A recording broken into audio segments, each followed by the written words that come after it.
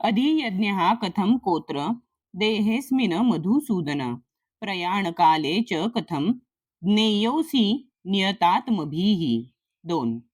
अधियज्ञः यज्ञांचा अधिपती. कथम कसे. कहा कोण.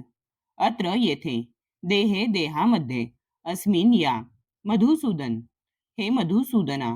प्रयाण काले मृत्यूसमयी. च आणि कथम कसे. नेयः असी तुम्हाला जाणता येते. नियत आत्मभिः आत्मसंयमीद्वारे. हे मधुसूदन, यज्ञांचा अधिपती कोण आहे आणि या देहामध्ये तो कसा निवास करतो आणि भक्तीमध्ये युक्त झालेले मृत्यूसमयी तुम्हाला कसे जाणू शकतात. तात्पर्य: यज्ञाधिपती असे इंद्राला किंवा श्री विष्णूंनाही संबोधले जाऊ शकते. श्री विष्णू हे ब्रह्मा आणि शिवासहित सर्व आदी देवतांचे प्रमुख आहेत. इंद्र आणि श्री विष्णू दोघांचीही यज्ञाद्वारे उपासना केली जाते.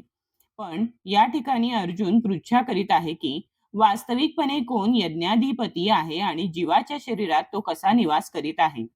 श्रीकृष्णांनी मधु नामक दैत्याचा वध केल्यामुळे या ठिकाणी अर्जुनाने भगवान श्रीकृष्णांना मधुसूदन या नावाने संबोधले आहे.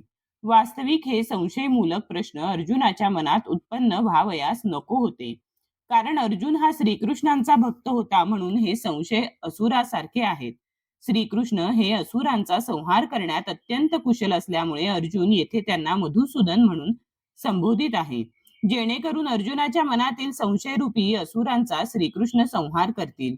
या श्लोकातील प्रयाण काले हा शब्द अत्यंत महत्वपूर्ण आहे, कारण आयुष्यभर आपण जे काही करतो त्याची अंतकाळी परीक्षा होते. कृष्ण भावनेमध्ये अविरतपणे युक्त असणाऱ्या व्यक्तीबद्दल जाणण्यास अर्जुन अत्यंत उत्सुक आहे. मृत्यूच्या क्षणी त्याची काय स्थिती असते. मृत्यूसमयी सर्व शारीरिक कार्ये विस्कळीत होतात आणि मन अस्वस्थ होते. याप्रमाणे शारीरिक स्थिती व्याकुळ झाल्यामुळे भगवंतांचे स्मरण होऊ शकत नाही.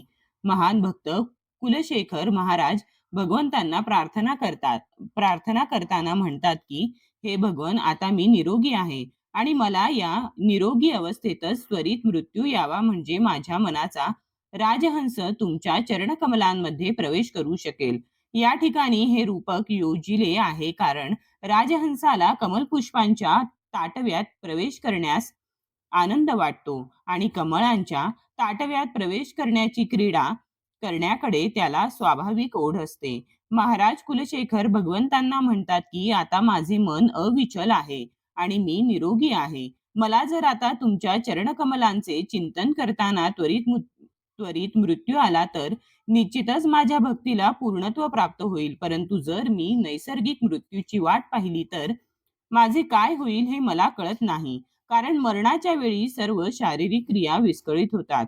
कंठ रुद्ध होईल आणि मी तुमचा नाम जप करू शकणार नाही. म्हणून मी त्वरित मेलेलेच उत्तम आहे. मृत्यूसमयी श्रीकृष्णांच्या चरणकमलांवर मनुष्य आपले मन कसे स्थिर करू शकतो, याबद्दल अर्जुन प्रश्न विचारित आहे.